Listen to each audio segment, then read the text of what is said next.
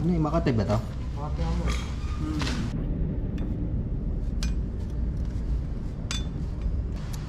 Sana di agad susunog, di agad na saan. Lakas mo ngayon. Nararatrap ng bumper ng akin.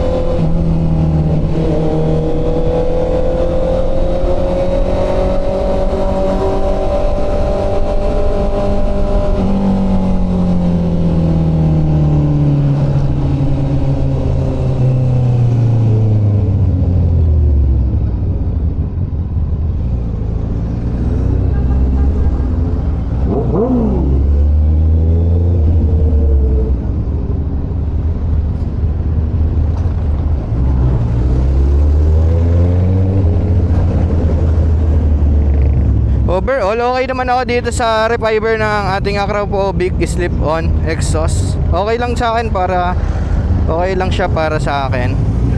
Kasi mas naging buo din yung tunog niya. Even though na kapag binibira lang natin, hindi siya tulad nung dati na may pagkabuo kahit papaano. Ito kasi ngayon, baka di pa rin natin nakikita yung pinaka purong sound niya dahil bago pa lang yung fiber natin, hindi pa siya masyadong sunog.